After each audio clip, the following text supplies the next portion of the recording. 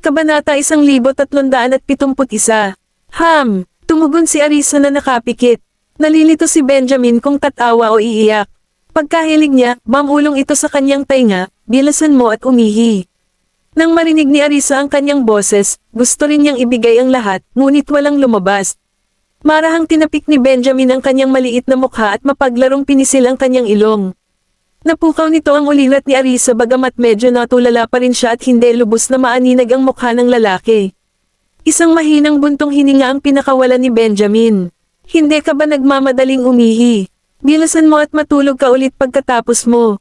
Noon lang namalaya ni Arisa na kumakulam na pala ang tiyan niya. Mabilis siyang umihi. Pagkatapos, binuhat siya ni Benjamin pabalik sa kwarto. Nang makitang hirap na hirap si Arisa na idilat ang mga mata para tingnan siya, bahagyang nagtaas ng kilay at pinisil ang ilong nito ng mapaglaro. Matulog ka na, mamulong si Arisa. Sinabi ko bang umakyat ka? Hindi niya talaga maalala. May maamong ngiti na naglalaro sa sulok ng kanyang bibig, yumuko si Benjamin para halikan si Arisa. Mahinang bulong niya, kusa akong bumangon, maliligaw ako, matulog ka muna. Napatingin si Arisa sa kanya. Matapos ipaalala sa kanya na matulog ng maaga, ipinikit niya ang kanyang mga mata at natulog. Naligo si Benjamin, saka umakyat sa kama at nakatulog na nakahawak sa kanya. Kinaumagahan, naramdaman ni Arisa ang mga halik mula sa mga bata. Iminulat niya ang kanyang mga mata, niyakap ang mga bata, at ibinalik ang kanilang mga halik sa maliliit nilang mukha bago nagpatuloy sa pagtulog. Samandal si Benjamin, umaasang mag-good morning kiss, pero nakatulog na naman si Arisa. Mr. Graham, bilasan mo. Sinadya ni Gavin si Benjamin. Binaling ni Benjamin ang kanyang ulo at sinaman siya ng tingin. Matapos ihiga si Arisa sa kama, tinungol niya ang mga bata. Nakuha mo na ba lahat ang iyong mga gamit?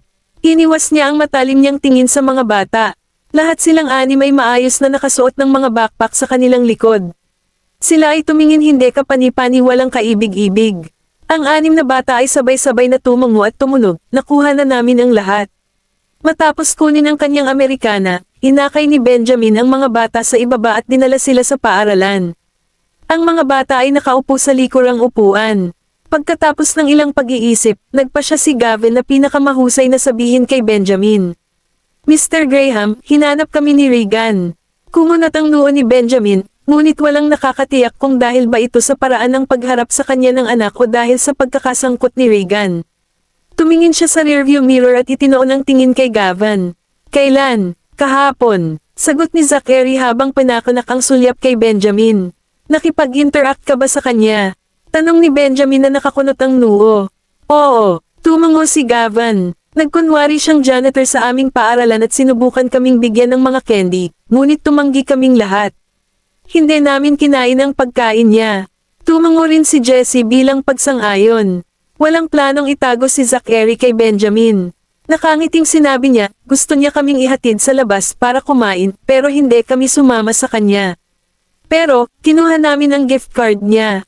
Bahagyang kumislot ang mga mata ni Benjamin habang sinulyapan ng anim na bata sa likod na hanay. Magkano ang nakuha mo? Hindi gaano, 10,000 bawat tao. Muling sinulyapan ni Zachary si Benjamin bago idinagdag, nakakashare din si Mommy, pero 40,000 ang kanya. 100,000 sa kabuuan. Medyo natahimik si Benjamin. Kung gusto mo ng pera, magtanong ka na lang kay Daddy. Hindi mo na kailangang kunin ang pera niya. Mr. Graham, tanga ka ba? Pera rin ni Mommy ang pera niya. Tama lang na kunin natin. Inilibot ni Jasper ang kanyang mga mata. Na may matigas na ekspresyon sa kanyang mukha, sumagot si Benjamin, alam ba ito ng iyong ina? Awkward na tumawa si Jasper. Hindi na siya naglakas loob na magsalita pagkatapos noon. Hindi alam ni Mommy. Gusto naming sabihin kay Mommy ang tungkol dito, pero nakalimutan namin, sabi ni Oliver na may awkward na ngiti. At saka, may sinabi pa ba siya sa'yo? Hindi inaasahan ni Benjamin na makakahanap ng paraan si Regan matapos dagdagan ang seguridad ng paaralan. Hindi, sagot naman ni Zachary. Gusto lang ng taong iyon na imbitahan tayo para kumain. Walang iniisip na sabi ni Tim. Umiling si Gavin. Hindi, dapat may iba pa silang layunin. Imposibleng gusto lang nila tayong makilala. Paalala niya kay Tim. Kabanata 1372. Alam ni Benjamin kung ano ang ginagawa ni Regan, ngunit pinaalalahanan pa rin niya ang mga bata, layuan mo siya sa hinaharap. Magagalit ang iyong ina kapag nalaman niyang sinusubukan niyang lumapit sa iyo. Huwag kang mag-alala, hindi tayo lalapit sa kanya. Siya ay isang masamang tao. Nagnangalit si Jessie sa sinabi niya. Hindi niya gusto si Regan. Tumango naman si Gavin at ang iba pa bilang pagsang-ayon. Kaya natin ang ating sarili. Hinayaan lang natin siyang makalapit sa atin kahapon para makita kung ano ang pinagkakaabalahan niya. Tumango si Benjamin. Nakaganang pakiramdam niya dahil alam niyang may mga bodyguard na nagpoprotekta sa kanila, kaya hindi siya nag-aalala na may gagawing padalos-dalos si Regan. Kailan mo balak sabihin sa nanay mo ang pera? Sigurado ka bang hindi siya magagalit kapag nalaman mong kinuha mo ang pera ni Regan? Nagpalitan ng tingin ang anim na bata. Alam nilang ilang beses na nilang nagalit ang kanilang ina kamakailan. Kinabahan sila at hindi sigurado sa susunod na gagawin. Nilinggan ni Gavin si Benjamin na may kakaibang ngiti. Daddy, bakit hindi mo kami tulungang sabihin kay Mommy? With Daddy around, kaya pa niyang suyuan si Mommy kung magagalit ito. Sinulyapan ni Benjamin ang maliit na lalaki at nagpakawala ng mahinang nguso. Daddy lang ba ang tawag niya sa akin dahil kailangan niya ng favor sa akin? Mr. Graham, pwede bang kausapin mo muna si Mommy para sa amin? Ipapaliwanag namin sa kanya ang lahat pagdating namin sa bahay. Humingi rin ng tulong si Zachary kay Benjamin. Mr. Graham, mas mabuting magsalita ka sa ngalan namin. Binulsa ni Jasper si Benjamin na may bastos ng ngiti. Naningkit ang mga mata ni Benjamin nang biglang magtanong. Nasaan ang pera? Tumigil sandali ang mga bata. Pagkatapos, lahat ng mga ito ay nakatitig sa kanya na nanlalaki ang mata. Nakuha ko na. Napakurap-kurap si Zachary nang maramdaman niya ang pagkabigla. Ilipat mo sa akin ang pera. Hahanap ako ng oras para makausap ang nanay mo. Kung ayaw niyang tanggapin ang pera, ibabalik ko kay Regan mamaya. Seryoso ang itsura ni Benjamin. Talagang binalak niyang gawin iyon. Gayunpaman, kung hindi tumutol si Arisa, ang lahat ng perang ito ay mapupunta sa kanya. Nadama ng mga bata na may nangyari, ngunit hindi nila mapabulaanan si Benjamin. Sige na, tumawa si Zachary, napagpasyahan na ang pagpapasaya kay Mommy ang pinakamahalagang bagay. Kung magagalit si Mommy, walang pakinabang ang pera na hawak namin. Kung hindi tumutol si Mommy, pwede mong ibalik sa akin. Paalala ni Zachary kay Benjamin. Tingnan natin kung ano ang iniisip ng iyong ina. Hindi nagbigay ng anumang pangako si Benjamin. Ilipat mo sa akin ang pera, malapit na tayong makarating sa paaralan, mahinahon niyang sabi. Okay, nilabas ni Zachary ang kanyang phone at agad na inilipat ang pera kay Benjamin. Nailipat ko na ang pera, matatanggap mo ito sa ilang sandali. Okay, isang banayad ng ngiti ang sumilay sa gilid ng bibig ni Benjamin.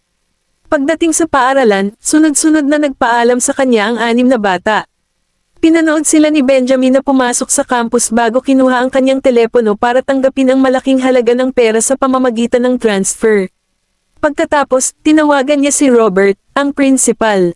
Nagulat si Robert nang makatanggap ng tawag mula kay Benjamin kaninang madaling araw.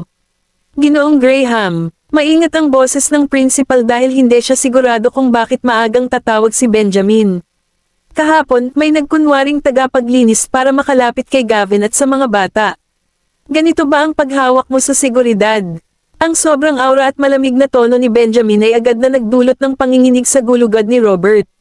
Sa pagharap sa pagtatanong ni Benjamin, si Robert ay pawis na pawis. Mr. Graham, humihingi, ako nang paumanhin, sisiyasatin ko ito kaagad. Kapag may nangyaring ganito ulit, sisiguraduhin kong hindi mo mapapanatili ang posisyon mo bilang principal. Mariing saway ni Benjamin. Oo, nag-aalalang sagot ni Robert na hindi nangangahas tumutol. Napakakinis ng lahat noon. Bakit nagsisimula ang mga problema pagkatapos magsimulang pumasok sa paaralan ng mga batang Graham? Mas mabuting tanggalin mo ang sinumang mapanlinlang na tauhan sa paaralan. Babala ni Benjamin bago ibinaba ang telepono. Mapanlinlang na tauhan. Nanlaki ang mga mata ni Robert nang bumungad sa kanya ang realisasyon. Ngunit sino ang nagdulot ng kaguluhang ito? Paulit-ulit niyang idiniin ang kahalagahan ng pagtiyak ng seguridad sa campus, ngunit mayroon pa ring mga tauhan na nang ahas na papasukin ang mga tao nang walang ingat. Tuluyan na nilang binaliwala ang utos niya na parang wala lang. Nang hihina, agad na tumawag si Robert para sa isang pulong sa lahat ng mga tauhan upang mahanap ang taong responsable. Kabanata 1373. Pumunta si Benjamin sa kumpanya para sa isang pulong bago umuwi. Nang malapit na siya sa Yaleview, tumawag si Robert. Ipinarada niya ang sasakyan sa gilid ng kalsada at sinagot ang tawag. Anong meron? Mr. Graham, nilapitan kahapon ni Regan si Gavin sa tulong ng logistics director. Na-dismiss ko na siya. Nanginginig sa takot ang boses ni Robert habang nagsasalita, nag-aalalang pananagutin siya ni Benjamin. Mula ngayon, bukod sa mga rehistradong magulang, ang mga kamag-anak at estranghero ay hindi pinapayagang pumasok sa campus ng paaralan ng ayon sa gusto. Pagkatapos maglabas ng utos, binigyang diin ni Benjamin ang pagpapahusay ng seguridad sa campus bago ibinaba ang telepono at nagmaneho pabalik sa Yaleview. Si Arisa ay nagpapaaraw sa hardin habang si Darius ay nangingisda sa malapit. Sinamahan din ni Sean si Darius sa pamamagitan ng pangingisda. Old Mr. Graham, okay lang bang mangisda dito? Kapag nalaman ni Benjamin, hindi ba niya tayo papagalitin? Tinitigan ni Sean ang kalmadong tubig sa ibabaw ng marahan siyang bamantong hininga.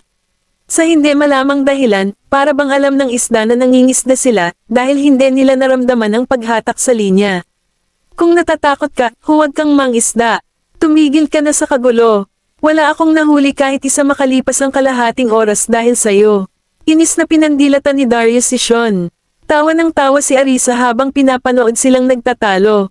Kakakain lang ni Edwin ng isda kaninang umaga, para hindi madaling mahuli. Gutom pa rin ang iba. Arisa, manood ka na lang. Huhuli ako ng malaking isda para sa iyo at gagawin kitang ulam. Nakangiting saad ni Darius. Perpekto, kakain tayo ng isda para sa tanghalian. Nakangiting sagot ni Arisa, ayaw mapahina ang loob ni Darius. Itinagilid ni Sean ang kanyang ulo upang makinig, pagkatapos ay tumingin sa harap ng pintuan. Matandang Mr. Graham, parang narinig ko ang tunog ng sasakyan. Si Benjamin kaya, bumalik na ba siya? Medyo natakot si Sean kay Benjamin. Kung tutusin, hindi lahat ay basta-basta nakakapangisda sa lawa na iyon. Dapat naghahalusinate ka. Wala akong naririnig. Ngumisi si Darius, patuloy na umupo doon at mangingisda. Hindi rin marinig ng malinaw ni Arisa. Sa isang saglit, parang may paparating na sasakyan, ngunit nang idinilat niya ang kanyang mga tainga upang makinig, ito ay tumahimik. Hindi siya makakabalik ng ganoon kaga. Maya-maya, nakita ni Sean na kotse nga ni Benjamin. Madilim ang ekspresyon niya nang mabilis niyang itinago ang mga gamit niya sa flower bed. Hindi napigilan ni Arisa na matawa. Bakit mo tinetago? Hindi ka na ba mangisda? Ilang beses na tumawa si Sean, na pinaalalahanan siya, Mrs. Graham, mangyaring panatilihin ang aking pangingisda kasama si Old Mr. Si Graham ay isang sekreto. Humanga si Sean sa katapangan ni Darius. Kung nakita ni Benjamin ang pangingisda ni Old Mr. Graham, hindi naman siguro niya ito papagalitin, di ba? Ha! Biglang nagningning ang mga mata ni Darius, at lumingon siya para ibahagi ang magandang balita kay Arisa ngunit biglang napansin na papalapit ang kanyang anak. Bago hinayla ang pamalo, dali-dali niyang binigay kay Arisa, Bamulong, I will eat. Nasalo mo, hindi ako ang nakahuli. Inilipat ni Darius ang lahat ng responsibilidad at saka nagmamadaling tumayo sa tabi ni Sean. Hindi nakaimik si Arisa sa kanyang mga kinikilos. Haha, hindi napigilan ni Sean ang mapangiti. Old Mr. Graham, bakit ang ganda mo? Akala ko hindi ka natatakot kay Benjamin. Namumula ang mukha, masama ang tingin ni Darius kay Sean at sinaway sa mahinang boses, bakit hindi mo sinabi sa akin na bumalik na si Benjamin? Bahagyang kumaibat ang sulok ng bibig ni Sean. Hindi masyadong mahina ang boses niya nang sabihin niya kay Arisa ang instructions. Kanina, tila, hindi narinig ni Darius ang kanilang usapan. Hindi alam ni Arisa kung matatawa o maiiyak sa sitwasyon. Sa pagkakataong iyon, lumapit si Benjamin. Dama po ang tingin niya kina Sean at Darius, tuluyang napunta kay Arisa. Hawak-hawak pa rin ni Arisa ang fishing rod sa kanyang kamay, nang umiti sa kanya. Pangingisda, hindi ka pani-pani walang malumanay ang boses ni Benjamin habang kinakausap siya nito. Oo, mabilis na sagot ni Arisa, tinatango ang kanyang ulo habang umiikot sa kanyang linya. Hayaan mo ako. Si Benjamin ang pumalit, na magaling na umindayog sa pila. Isang mabilog na isda ang kumikislat sa hangin. Arisa, matambok ang isda na ito. Siguradong masarap ang lasa. Tuwang-tuwa si Darius, sinenyasan si Sean na mabilis na alisin ang isda sa kawit, sa takot na itapon ito ni Benjamin pabalik sa lawa. Kabanata 1374. Sumanyap si Benjamin kina Darius at Sean, pagkatapos ay yumuko para tanungin si Arisa, paano mo gustong ihanda ito? Inihaw, pinirito, sinangga, pinirito, o bilang nilaga. Ngumiti si Arisa, nakatingin kay Darius. Dapat tanungin mo si Dad. Tumawa ng malakas si Darius nang marinig ang sagot niya. Sa wakas ay nakahuli siya ng malaking isda at hindi na siya matutuwa. Arisa, ihanda natin ito sa paraang gusto mo. Napatingin si Arisa sa kanila. Nang makita niyang walang pakialam si Darius, muli niyang sinilip ang matabang isda. Gamitin natin ang ulo para sa nilagang ulo ng isda, singaw ang tiyan, at iprito ang natitirang isda, hindi ba? Nakangiting tumango si Darius, na sumusuporta sa ideya. Napag-isipan mo na ito, medyo malaki ang isda, kaya tiyak na magagawa ito gaya ng sinabi mo. Miss Graham, naisip mo na ba kung paano ihanda itong isda kanina? Nag-thumbs up si Sean sa kanya. Napangiti si Arisa at sumagot, gusto ko lang kumain ng mas malakas na lasa. Kaya mo ba ang napakaraming pampalasa? Tinitigan siya ni Benjamin ng may pag-aalinlangan. Parehong maanghang at maalat ang nilagang ulo ng isda. Matagal na akong hindi nakakain ng ulam na iyon, kaya kukunin ko ito ngayon. Tumingin sa kanya si Arisa, na kinukumbinsi, kahit maanghang para sa akin, kakayanin ng iba. Sa palagay ko ay maganda ang mga mungkahi ni Mrs. Graham. Hindi ibig sabihin na hindi mo mahawakan ng pampalasa ay maaari mo kaming pigilan sa pagkain nito, Benjamin. Tumabi naman si Sean kay Arisa, napapanganga pa lang sa iniisip. Eksakto, kahit hindi ka makakain, kaya namin. Tumango si Darius bago tumawag ng isang tao para kunin ang isda pabalik sa kusina para ihanda.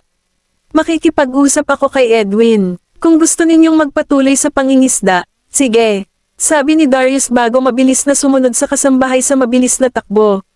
Lumipat ang tingin ni Sean sa pagitan ni Benjamin at Arisa bago kumawala ng tawa.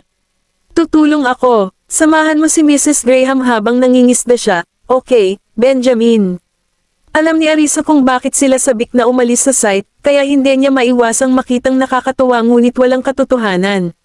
Tumingin siya kay Benjamin. Medyo maaga kang nakabalik. Kung hindi, maaaring ipagpatuloy ni na old Mr. Graham at Sean ang pangingisda ng hindi natatakot na mapag-alitan si Benjamin.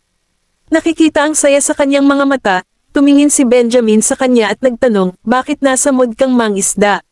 Sa totoo lang, hindi gaanong bihasa si Arisa sa pangingisda. Gayunpaman, siya ay lubos na sanay sa paghuli sa kanila ng direkta mula sa batis. Well, wala naman akong gagawin sa bahay eh. Sinasayang ko lang ang oras dito. Siya ay hindi kahit na doon upang mangisda, sa simula, lamang sunbathing sa hardin. Nang dumating si Darius at nakita ang mga isda sa lawa, nakuha niya ang ideya na mangisda. Pagkatapos, sumama sa kanya si Sean, at magkasama, nagsimula silang mangingisda ng masigasig. Nakaupo lang siya sa gilid, pinapanood silang mangisda. Napataas ang kilay ni Benjamin sa komento nito ngunit hindi ito inilantad. Umupo siya sa bangkito, pinitik ang pamangwit, at nagsimulang mangisda. Napatingin si Arisa sa kanya. Nangisda ka ba? Oo, gagawin kitang nilagang isda ngayong gabi kung makahuli ako. Kurba ang manipis na labi ni Benjamin sa isang maliit na ngiti. Napaawang ang sulok ng bibig ni Arisa. Mukhang buong araw akong kakain ng isda ngayon. Hindi ka man lang naglagay ng anumang pain sa kawit, paalala niya sa kanya. Nilinggan siya ni Benjamin. Puno ng saya ang kanyang mga mata. Ang pangingisda ay tungkol sa kagalakan nito. Napatulala na naman si Arisa. May sinabi sa akin ang mga bata kinaumagahan matapos silang ihatid sa paaralan, banggit ni Benjamin sa kanya, hindi nakakalimutan ang kahilingan ng mga bata na humingi ng tulong sa kanya. Ano ito? Inilipat ni Arisa ang tingin mula sa ibabaw ng lawa patungo sa kanya. Kahapon, pumunta si Regan sa kanilang paaralan upang hanapin sila. Napatingin si Benjamin sa kanya. Nagsalubong ang mga kilay ni Arisa, na lumilitaw sa kanyang mukha ng sama ng loob. Talagang nagpunta siya sa paaralan. Hindi lang iyon. Gusto pa nga niyang ihatid sila sa labas para kumain, ngunit tinanggihan siya ng mga bata. Gayunpaman, tinanggap nila ang kanyang pera na regalo, mahinahong sabi ni Benjamin. Panay ang titig nito sa kanya, maingat na pinagmamasdan ang kanyang emosyon. Hindi nawala ang sama ng loob sa mukha ni Arisa habang galit na nagtanong, tanggap ba talaga ng mga bata? Tumango si Benjamin. Sabi nila, sa iyo rin ang pera at sayang ang pagtanggi nito.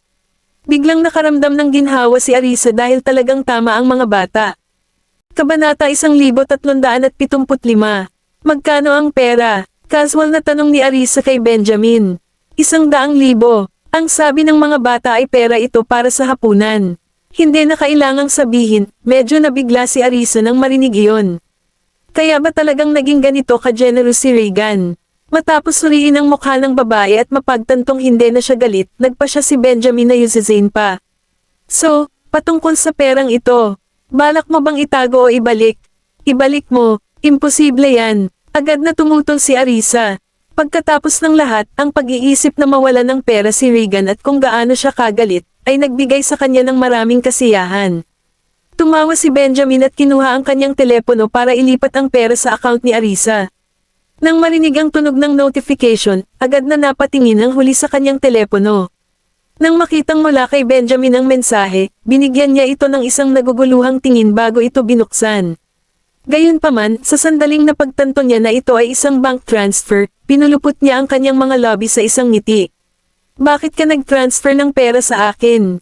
Ito ang pera na ipinadala sa akin ng mga bata, kaya ibinibigay ko sa iyo. Gusto mo ba o hindi?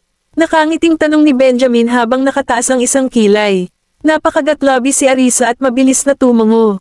Ihahawakan ko ito para sa kanila para hindi nila ito sayangin sa mga pabigla-bigla na pagbili. Tumawa lang si Benjamin at hindi na nagsalita pa. Noon pa man ay sinadya niyang iabot sa kanya ang perang nakuha niya sa mga bata. Nga pala, paano nakilala ni Regan ang mga bata?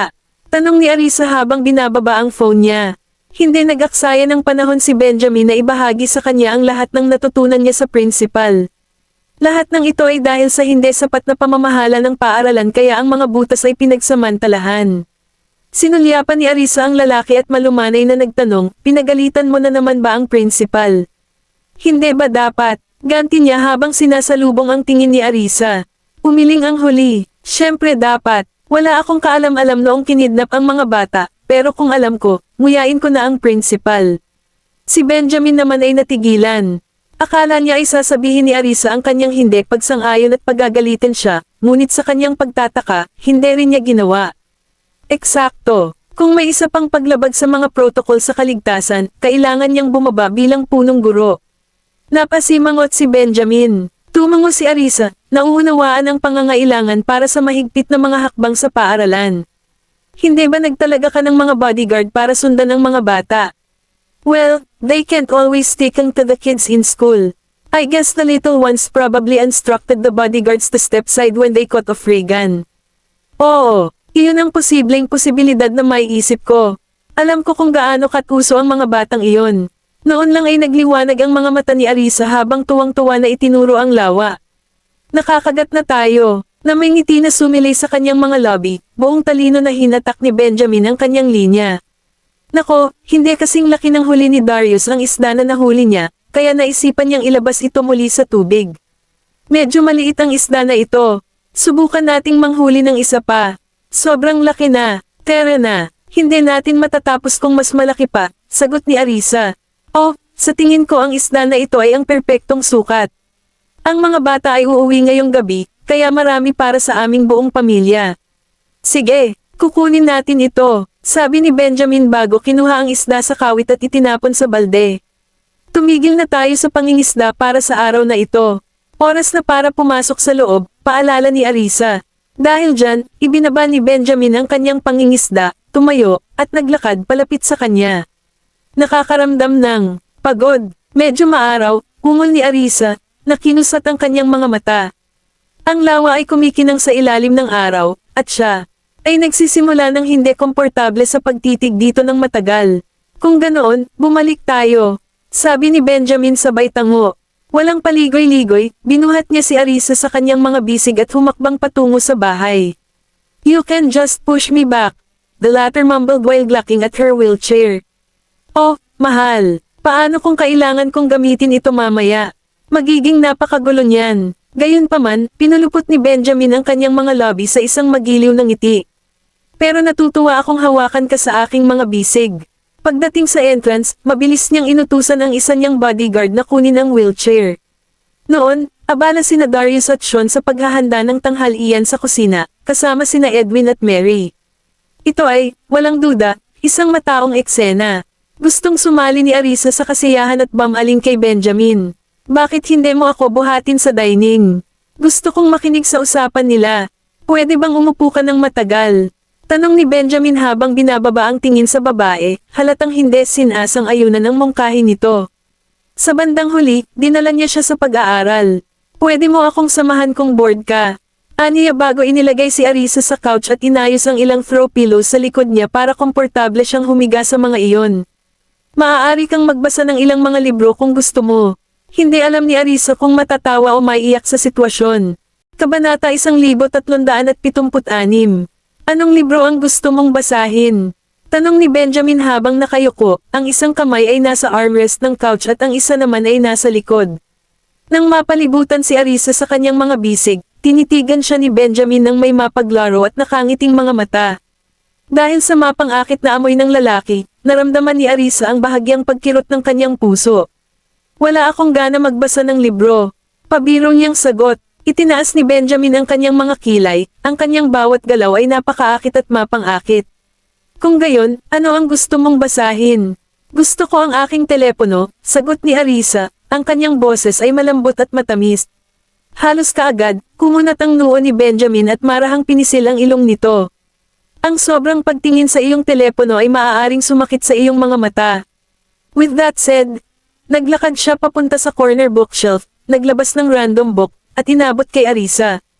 Eto, magbasa na lang ng nobela. Nag-aatubili man, tinanggap ni Arisa ang libro at mahinang bamantong hininga. Fine, fine. Arg, anong pagpipilian ang mayroon ako? Wala ang phone ko at hindi ako papahiram ni Benjamin sa kanya. Ang boring. Magiliw na ginulo ni Benjamin ang kanyang buhok bago ibinuhos sa kanya ang isang baso ng maligamgam na tubig at inilagay sa coffee table. Satisfied, tumalikod siya at bumalik sa trabaho. Samantala, hindi maalis ang tingin ni Arisa sa gwapong lalaki. Nang makaupo si Benjamin at napansin ang babaeng nakatitig sa kanya, ngumisi lang ito sa halip na asarin o pigilan. Sa sandaling nakita ni Arisa ang kanyang bastos ng ngiti, naramdaman niya ang pamumula sa kanyang mga pisngi, na nag-udyok sa kanya na umiwas ng tingin. Dahil doon, binuksan niya ang libro at nagsimulang magbasa. Sa kabutihang palad, ang kwento ay nakakangganyo, at siya ay malalim na nalilibang dito bago niya ito nalaman. Makalipas ang ilang oras, hikbi ang lumabas sa tahimik na pag-aaral. Natigilan si Benjamin at inangat ang ulo, nakita ko si Arisa na nakahawak pa rin sa libro at walang tigil na humihikbi habang nanginginig ang mga balikat. Nang makita niya ang labas na pagkadurog ng puso niya, naninikip ang dibdib niya, at siya rin ay nagsimulang hindi mapalagay. The next second, lumapit siya kay Arisa at tinanggal ang libro sa mga kamay niya. Anong mali? Naluluhang mga mata, itinaas ni Arisa ang kanyang tingin upang tumingin sa kanya at sumangot, na medyo nakaramdam ng awkward. Medyo nakakapanlumo ang nobelang ito, sagot niya, mahina at pangilong ang boses. Kahit nasubukan niya, nahihiya siyang salubungin ang nag-aalalang tingin ni Benjamin. Nagulat sa sagot, ginawa ni Benjamin ang lahat para pigilan ang tawa habang inaabot kay Arisa ang ilang tisyo para panasan ang mga luha at uhog nito. Ang huli ay malugod na tinanggap ang mga ito at naglibot sa kanyang ilong at pinunasan ang kanyang mga luha. Noon, namumula na ang pisngi at dulo ng ilong niya. Marahang ginulo ni Benjamin ang buhok ni Arisa. Masyadong nakaka-depress, ha? Huwag na nating basahin ito. Kukuha ako ng ibang libro. I can't be let her read something that brings her mood down. Kung tutuusin, sinabi na ni Sean na kailangan niyang panatilihin ang kanyang loob. Pero kinuha ni Arisa ang libro sa kanya.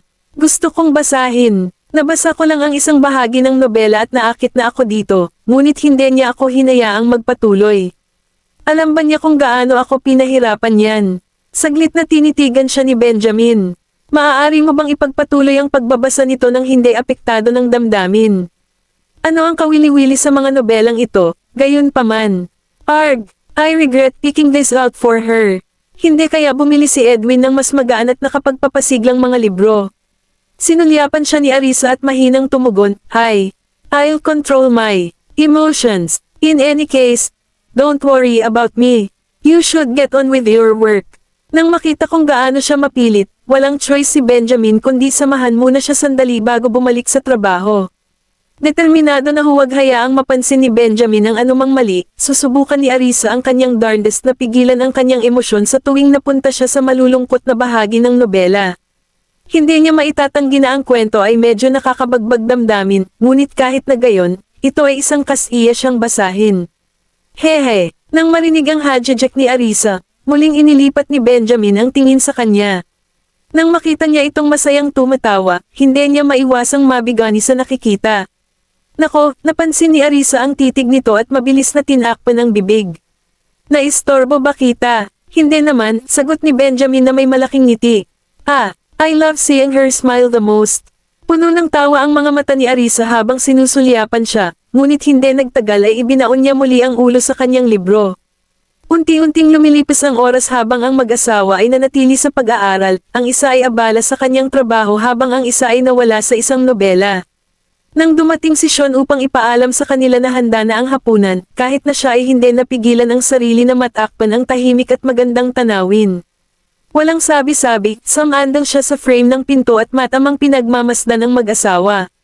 Maya-maya, binasag muna ni Benjamin ang katahimikan habang nakatitig kay Sean. May kailangan ka ba? Kabanata 1377. Handa na ang tanghalian. Nakangiting sabi ni Sean. Si Arisa, na engrossed sa kanyang nobela, ay hindi napansin si Sean. Pupunta ako dyan saglit. Tumango si Benjamin kay Sean, tinapos ang kanyang trabaho. Arisa, nakahanda na ang pagkain. Tawag ni Sean kay Arisa bago tumungo sa dining room. Sakto namang tumangala si Arisa para makita ang nawawalang anyo ni Sean. Lumingon siya kay Benjamin. Sinabi ba ni Sean na handa na ang tanghalian? Oo, sandali. Hindi man lang nagangat ng ulo si Benjamin habang sinusubukang tapusin ng mabilis ang kanyang trabaho. Noon lang napansin ni Arisa ang bango sa hangin, kumakalom ang kanyang tiyan bilang tugon. Hindi niya maiwasang huminga ng malalim. Wow, ang bango. Lumunok siya, ibinaba ang nobela, at umupo sa sopa, hinihintay si Benjamin. Nang matapos ni Benjamin ang kanyang trabaho, isinara niya ang kanyang laptop at lumapit, nagtanong, nagugutom ka ba? Tumango si Arisa, sumili ang ngiti nito habang nakatingin sa kanya. Hindi ka ba nagugutom? Medyo. Bahagyang umangat ang labi ni Benjamin habang nakayuko para buhatin siya at lumabas ng study. Kailangan ko munang gumamit ng banyo.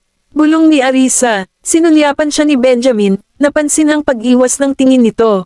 Bahagya siyang tumawa, nakakatuwa ang pagiging mahiyain nito. Mukhang ayaw mong pumunta kanina. Iginala ni Arisa ang kanyang mga mata at awkward na tumawa. Pinahawakan ko ito. Halatang masyado siyang abala sa pagbabasa at ayaw niyang gumalaw kaya naman pinigilan niya ito. Isang kibot ang naglaro sa sulok ng bibig ni Benjamin, at marahang tinapik nito ang ilalim nito. Hindi mo ba alam na masamang umihi? Binigyan siya ni Arisa ng nakakalokong ngiti at nagsalita para pigilan siya. Pwede bang huwag mo akong sampelan? Halos hindi ko na ito mapigilan. Bilisan mo. Sa isang mahinang tawa, binilisan ni Benjamin ang kanyang lakad patungo sa banyo. Namula ang mukha ni Arisa. Matagal na sana siyang tumakbo sa banyo kung maaari. Pagkatapos nilang dalawa ay asikasuhin ang kanilang mga kagyat na pangangailangan sa banyo at maghugas ng kanilang mga kamay, sila ay tumuloy sa dining room. Si Darius, Edwin, at Mary ay abala sa paghahain ng mga pinggan at pag-aayos ng mga kagamitan, habang si Sean naman ang namamahala sa paglalagay ng sopas sa mga mangkok. Nang makitang papalapit silang dalawa, nakangiting binati sila ni Darius, maupo na kayo at kumain. Medyo isang handaan ang tanghalian ngayon. Napatingin si Arisa sa mesa na puno ng mga pinggan. Nandoon lahat ng mga pagkaing isda na binanggit niya kanina. May spicy fish head stew, fried chicken, baked fish and mushroom soup, garlic butter steak, cocktail shrimp, at salad sa mesa. Isang piging ang inilatag sa mesa, ang masarap na bango ay umaalingaw-ngaw sa hangin.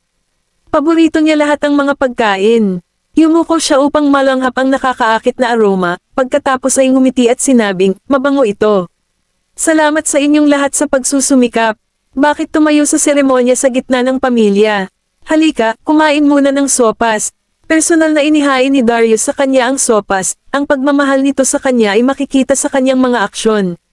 Mag-ingat, mainit. Salamat, tatay. Tuwang-tuwa si Arisa. Hawak ang kanyang mangkok, humigop siya.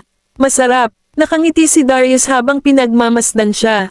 Akala namin pagod ka na sa mushroom soup, so iba naman ang idinagdag ni Edwin this time. Iba ba ang lasa nito sa dati mo? Oo. Matapos humigop ay may napagtanto si Arisa. Nagdagdag ka ba ng niyog dito? Tama, ang sarap ng panlasa mo. Masiglang tawa ang puri sa kanya ni Edwin. Ngumiti si Arisa, at nang makitang abala pa rin sila, tinawag niya, umupo na kayo at kumain na rin. Ah, sa wakas, makakaupo na ako at makakain. Hindi maitago ni Sean ang kanyang tuwa habang kasama niya ang lahat sa mesa. Pagkuha ng kanyang unang kagat ng maanghang na nilagang ulo ng isda. Manam, ang sarap nito. Edwin, may ulam ba na hindi mo magawa? Humalaklak si Edwin, namumugto ang mga mata sa saya habang sumasali sa kanila. Hindi ako marunong magluto ng mga pagkaing hindi ko alam. Ang lahat ay hindi napigil ang tumawa ng malakas, masayang nagsasaya sa kanilang pagkain. Dinampot din ni Arisa ang tinidor at kinagat ang nilagang ulo ng isda. Ito ay maanghang at nakakapreskong. Miss Graham, kumusta? Nag-aalalang tumingin si Edwin kay Arisa, nag-aalalang baka hindi ito sa kanya. Masarap, nag-thumbs up si Arisa kay Edwin, pagkatapos ay nagsimula sa kanyang pangalawang pagtulong. Palagi ka bang kumakain ng maanghang na pagkain na ganito? Sinulyapan ni Benjamin ang nagninangas na pulang sili sa kanyang plato. Kumain siya ng isa nang hindi nagdadagdag ng kahit ano pa para makatulong sa pampalasa. Umiling si Arisa, ang maanghang kaya masarap. Eksakto, hindi mo maiintindihan dahil hindi ka kumakain ng maanghang na pagkain. Tiningnan ni Sean si Benjamin habang kumakain. Si Darius at ang iba pa ay humagalpak sa tawanan, lahat habang sabik na naghuhukay sa nilagang ulo ng isda. Natagpuan nila itong ganap na masarap. Kabanata 1378. Gusto mo bang subukan ang ilan? Dinampot ni Arisa ang isang pirasong isda gamit ang kanyang tinidor at itinapat sa bibig ni Benjamin. Habang tinitingnan ni Benjamin ang nagninangas na pulang sili, naramdaman na niya ang pag-aapoy sa kanyang tiyan. Nang makita ang ayaw niyang ekspresyon, tumawa si Arisa, pinaikot-ikot ang tinidor, at isinubo ang pagkain sa sarili niyang bibig. Mas maganda kung hindi mo na lang kainin. Ilang araw lang sumakit ang tiyan mo. Tiningnan niya si Benjamin gamit ang malinaw at bilugan nitong mga mata. She was just teasing him, not dying to make him actually eat it. Humalaklak si Sean, tinutukso si Benjamin, Benjamin, tingnan mo kung gaano kakamahal ng asawa mo. Ni hindi niya kayang bigyan ka ng hirap. Sa isang tamad na sulyap mula kay Benjamin, si Sean ay hindi na naglakas loob na asarin siya. Kung hindi mo kayang hawakan ng maanghang na pagkain, huwag mo itong kainin. Huwag saktan ang iyong tiyan. Binalaan ni Darius si Benjamin, alam niyang mahina ang digestive system niya. Huwag masyadong kumain nito, maaari itong magdulot ng canker sores. Tumingin ng malalim si Benjamin sa mga mata ni Darius sa seryosong paraan. Ungol ng matanda, ilang kagat lang ayos na. Hindi ako ganoon kadaling magkaroon ng canker sores. Hindi malinaw kung nagkaroon ng canker sores si Darius o hindi pagkatapos noon, ngunit tiyak na ginawa iyon ni Arisa. Hapon, nang magising siya mula sa kanyang pagtulog, may masakit na bukol sa dulo ng kanyang dila. Isang mahinang sitsit ang kumawala sa mga labi ni Arisa. Napabuga siya ng hangin. Isang matinding sakit ang dumampi sa dulo ng kanyang dila sa kanyang mga ngipin. Anong mali? Pumasok si Benjamin sa silid at napansin agad ang masakit na ekspresyon, mabilis na lumipat sa kanya. Isang mapait na ngiti ang ibinigay ni Arisa. Bahagyang naputol ang kanyang mga salita nang sabihin niya, "Ugh, sakit, ham." Inabot ni Benjamin ang marahang haplos sa kanyang noo. Ibinaba ni Arisa ang kanyang kamay, ibinuka ang kanyang bibig, itinuro ang kanyang dila, at sinabing, "Masakit dito." Kinurot ni Benjamin ang kanyang pisngi, tumingin, at napansin ang kakaibang pulang spot sa kanyang dila. Naintindihan niya agad ang nangyayari. "May sakit ka ba?" Tumingin siya sa kanya, puno ng amusement ang matatalas niyang mata. Napabuntong hininga ulit si Arisa, medyo nag-aatubili na aminin ito. "Oo, sinabi ko na sa iyo na huwag kumain ng maraming sili, ngunit hindi ka nakinig. Nag-e-enjoy ka ba sa sakit ngayon?" Sinadya siya ni Benjamin. Binigyan siya ni Arisa ng isang inis na tingin. "Sobrang sakit na at pinagtatawanan mo pa rin ako." Bahagyang tumawa, tumungo si Benjamin sa pintuan, na nagsasabing, "Sandali lang, kukuha ako ng pulot." Napabuntong hininga si Arisa. Ang pagkain ng maanghang na pagkain ay napakasarap, ngunit ang mga ulcer ay kakilakilabot. Mabilis na lumapit si Benjamin, hindi lamang ng pulot kundi pati na rin ng isang tasa ng lemon juice. "Inumin mo muna ito, pagkatapos ay tutulungan kitang maglagay ng pulot." Kinuha ni Arisa ang lemon juice, ang maasim at matamis nitong lasa ay nagpasigla sa kanya. Ang pulot ay kakainin ko lamang. Madalas niyang ginagawa ito para sa mga bata, ngunit pagdating sa sarili, parang hindi ito tama. Bukas ng malapad, hinawakan ni Benjamin ang isang cotton swab na isinawsaw sa pulot sa kanyang mukha, hudyat na ilabas niya ang kanyang dila. Ginawa ni Arisa ang itinuro, at maingat na inilapat ni Benjamin ang pulot sa kanyang namamagang bahagi. Magtiis ka ng kaunti, kung kakainin mo ito, ipapahid ko lang ito ng ilang beses. Pumayag naman si Arisa pero nang matapos niya itong ipahid at itinikom niya ang kanyang bibig ay naramdaman niyang halos kumalat na ang pulot sa kanyang dila dahil sa laway na kanyang itinago. Pinagmasdan niya ang lalaki habang ibinalik nito ang takip sa garapon ng pulot, at nakangiting sinabi niya, kumain na ako. Binalik ni Benjamin ang tingin sa kanya, pagkatapos ay muling binuksan ang garapon at naglapat pa ng kaunti para sa kanya. Ako, tumigil ka sa pagsasalita. Kinurot ni Benjamin ang mukha niya. Mas mabilis lang itong maghiwa-hiwalay kung magsasalita ka. Ilang beses na tumawa si Arisa. Nakasandal sa ulo ng kama, hindi siya naglakas loob na igalaw ang kanyang dila. Ito ay pansamantalang pag-aayos lamang, hindi isang permanenteng solusyon. Dapat talagang uminom ng honey lemon tea upang palamig ang iyong sistema. Inilagay ni Benjamin ang pulot sa bedside table, tinawag si Edwin, at inutusan siyang magdala ng honey lemon tea kay Arisa paminsan-minsan. Napangiti si Arisa sa sarili, napagtanto na ang kanyang mga problema ay hindi sinasadyang nagdulot sa kanya ng pag-aalala. Sige, gawin mo na ang trabaho mo. Oh, pwede mo bang dalhin sa akin ang nobela ko? Gusto kong basahin ito. Napatingin si Benjamin sa kanya. Ipagpapatuloy mo pa ba ang pagbabasa nito? Isang sandali, siya ay umiiyak. Ang susunod, siya ay tumatawa. Ang sinumang hindi nakakaalam ng mas mahusay ay iisipin na siya ay neurotic. Kabanata 1379. Gusto kong basahin ito. Kapag hindi ko natapos, ito ang laging nasa isip ko. Bilisan mo, baka may maghatid pa dito para sa akin. Kinusat-kusot ni Arisa ang mga mata sa kanya, kumikilos ng may pagkakoketesh. Bahagyang napabuntong hininga si Benjamin. Sandali, nang makita siyang tumalikod at umalis, ngumiti si Arisa at hinintay na ilabas ang nobela. Gayunpaman, pagkatapos ng mahigit 10 minutong paghihintay, wala pa ring palatandaan ng nobela o kung sino paman. Dahil medyo naguguluhan, tinawagan niya si Benjamin, at nakita niyang abala ang linya. Sa sobrang abala niya sa pagsagot sa phone niya ay nakalimutan niya. Naghintay siya ng ilang sandali bago muling tumawag. Sa pagkakataong ito, dumaan ang tawag. Darling, may nakalimutan ka ba? Tanong niya, anong ibig mong sabihin? Mahinahon at confident niyang tanong. Iniisip niya kung tatawag ba ito para ipaalala sa kanya. Di ba sabi mo dadalan mo ako ng nobela? Nagpout si Arisa, bahagyang tumaas ang boses. Nagpipigil ng tawa si Benjamin at ngumiti. Magmakaawa ka sa akin. Hindi nakaimik si Arisa. Sinadya ito ni Benjamin. Hindi ba siya pagiging bata? Kung ganoon, ako na mismo ang kukuha. Kung hindi siya binabantayan ng mabuti, wala siyang problema sa paglalakad ng mag-isa. Ihahatid kita ngayon. Lumalim ang boses ni Benjamin, hindi na siya naglakas loob na asarin siya. Pagtingin sa naputol na tawag, napangiti si Arisa sa sarili, nagtataka kung bakit hindi na niya ito hinihiling na magmakaawa sa kanya. Wala pang 1 minuto, naihatid na ni Benjamin ang nobela kay Arisa, na nagsasabing, tingnan mo, dinala ko ito. Napatingin si Arisa sa kanya. Nang makita ang kanyang walang magawang ekspresyon, hindi niya napigil ang matawa. Ang sinumang hindi nakakaalam ng mas mahusay ay iisipin na nagseselos ka sa isang libro. Bahagyang yumarko ang mga kilay ni Benjamin, at ang matalim niyang mga mata ay naningkit. Ganyan ba akong tao? Tumawa si Arisa at tumugon, hindi, tiyak na hindi ganoon kabata si Mr. Graham. Dumilim ang gwapong mukha ni Benjamin. Hindi direktang pinapagalitan siya ng babaeng ito. Nang makita ang maamo nitong ekspresyon, bahagya siyang napabuntong hininga. Huwag mo lang hayaang magalit ito. Hindi ito mabuti para sa iyong kalusugan. Tumango si Arisa at sinenyasan siyang lumapit. Samandal si Benjamin, at biglang hinawakan ni Arisa ang kwelyo niya, hinayla siya papunta sa sarili niya. Isang malakas na halik ang ibinigay nito sa kanya.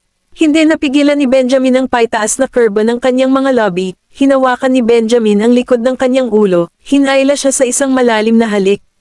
Kung hindi tumunog ang phone niya, hindi niya bibitawan si Arisa. Tumabi si Benjamin, kinuha ang telepono. Tinapik-tapik ni Arisa ang sariling pisngi, na nag-iinit, ang bilis ng tibok ng puso niya na parang lalabas na sa dibdib niya. Anong problema? Tanong ni Benjamin. Hindi sigurado si Arisa sa sinabi sa kabilang dulo, ngunit nagsalubong ang mga kilay ni Benjamin. Busy ako, down mo. Nagkaroon ng post bago siya idinagdag, pagkatapos ay hayaan ang Vice CEO na pangasiwaan ito. Medyo lumalim ang boses ni Benjamin, at ibinaba na niya ang telepono. Napatingin si Arisa sa mukha niya. Nang mapansin ang pag-ayaw nito, nag-aalala siyang nagtanong, ano ang mali? Sinulyapan siya ni Benjamin at sumagot, gustong magkita ng bagong mayor para sa hapunan. Huminto sandali si Arisa, pagkatapos ay pinayuhan siya, dapat mong puntahan ang tao. Kung hindi, maaaring mag-iwan ito ng masamang impresyon at maging mahirap para sa iyo sa hinaharap. Personal siyang hiniling ng alkalde para kumain, kaya kailangan pa rin niyang magpakita ng paggalang. Anong klaseng impresyon ang mayroon ako para iwan siya? Walang pakialam si Benjamin, ang kanyang mayabang na kilos ay nawalan ng salita. Alam ni Arisa na may sapat siyang kakayahan na huwag pakialaman ng mga ganoong bagay at nagtanong, bakit hindi ka pumayag na maghapunan kasama sila? Busy ako, inulit ni Benjamin ang sinabi niya kanina. Nang makitang tila hindi siya gumagawa ng dahilan, ngumiti si Arisa at sinabing, wala ka ba sa bahay? Wala ka bang oras para kumain? Hindi naman magtatagal para magkita tayo. Kailangan kitang bantayan. Wala akong oras makipagkilala kahit kanino. Bahagyang napabuntong hininga si Benjamin, wala sa mood para sa maliit na usapan. Napahawak si Arisa sa pagitan ng pagtawa at pagluha. Pag nalaman ng iba na dahil sa akin, hindi ba nila ako masisisi? Ayoko talagang maging scapegoat. Napatingin si Benjamin sa kanya. Hanggat nandito ako, walang maglalakas loob na sisihin ka. Kabanata 1380. Pagkauwi ng mga bata mula sa paaralan, agad silang tumakbo sa pag-aaral upang hanapin si Benjamin. Daddy, nakausap mo na ba si Mommy? Tanong ni Gavin na hindi natitinag ang mga mata habang nakatitig sa lalaki na nasa balikat pa rin ang backpack. Sina Tim, Zachary, Oliver, Jasper, at Jessie ay pawang nakatingin kay Benjamin nang hindi kumukurap. Matapos tingnan ang lahat ng maliliit na bata, sumagot si Benjamin, sinabi ko na sa mommy mo. Nagkatinginan ang mga bata, pagkatapos ay sabay-sabay na nagtanong, galit ba si mommy? Isang bakas ng saya ang sumilay sa mga mata ni Benjamin. Noong una, medyo nagalit siya, ngunit pagkatapos ay lumamig siya. Nakahinga ng maluwag ang anim na maliliit. Nag-usisa pa si Gavin, may sinabi ba si mommy? Tinitigan siya ni Benjamin, tumugon sa mahinahong boses, ano ang gusto mong sabihin niya? Tumawa ng mahina si Gavin, tumalikod, at tumakbo. Tere, puntahan natin si mommy. Tinawag ni Zachary ang kanyang mga nakababatang kapatid na sumunod sa kanya. Sabay-sabay na tumakbo ang anim na maliliit sa hagdanan, hinahanap si Arisa. Mommy, nakabalik na po kami. Naglakas loob si Jasper at sumigaw mula sa malayo. Nakasiksik na ngayon sa pintuan ang maliliit na bata. Nakita ni Arisa na nag-aagawan sila sa pinto kung sino ang mauunang pumasok. Hindi niya maiwasang makaramdam ng inis at saya at the same time. Pumasok kayo isa-isa. Mag-ingat na huwag mahulog. Ang mga maliliit na bata ay halos maipit ang kanilang mga backpack sa kanilang mga likuran habang sila ay tumatakbo sa kama. Ang kanilang mga mukha ay puno ng kagalakan habang sila ay sumusugod sa kama. Mommy! Nang marinig ni Arisa ang malambing at malambing na boses ng mga bata, naramdaman ni Arisa na natunaw ang kanyang puso. Sino ang nag-uwi sa inyong lahat? Si Mr. Bailey iyon. Sabi ni Jessie na may masayang ngiti, naglabas ng isang pakete ng matamis mula sa kanyang backpack at inalok ito sa kanya. Mommy, si Mr. Bailey ang bumili nito. Sobrang sarap. This one is meant for you. Salamat, sweetheart. Magiliw na kinurot ni Arisa ang pisngi ni Jessie. Hinubad ng mga maliliit ang kanilang mga backpack. Umakyat silang lahat sa kama at niyakap siya saglit. Mommy, binigay ba sa iyo ni Mr. Graham ang pera na ibinigay sa amin ni Regan? Maingat na tanong ni Zachary. Natahimik lahat si Gavin at ang iba, nakatingin sa kanya ng may guilt. Sinulyapan sila ni Arisa, napansin niyang wala na sa kanila ang nangahas ng ngumiti habang maingat na pinagmamasdan siya. Tumaas ang isang kilay niya, natatawa. Natatakot ka bang magalit ako? Sumulyap sa kanya ang maliliit na bata at nagbigay ng nakakalokong ngiti. Ibinigay na sa akin ang pera, tapat niyang sinabi sa kanila na pigilan si Benjamin sa maling akusasyon. Mommy, then panimula ni Oliver, na gustong humingi ng kanilang bahagi. Bahagyang umungol si Arisa, syempre naiintindihan ang ibig sabihin ng maliit. Gamitin natin ang perang ito para makabili ng mga regalo para sa mga bata ng Rutasia Village. Nang marinig iyon, nahihiya na ngayon ang mga maliliit na hingin ito. May homework ka ba ngayon? Tanong ni Arisa nang mapansin na hawak pa rin nila ang kanilang mga backpack. Oo, mariing tumango si Tim. Napatingin si Arisa sa kanila. Dapat gawin mo ang iyong araling bahay. Mami, gusto naming manatili sa iyo. Tumingin sa kanya si Jasper ng malapad at inosenteng mga mata, hindi nagpapakita ng kahit katiting na pag-aalala sa kanyang takdang aralin. Nang makitang lahat ng mga bata ay gustong manatili rito, hindi sila pinalayas ni Arisa. Kung ganoon ay magagawa mo.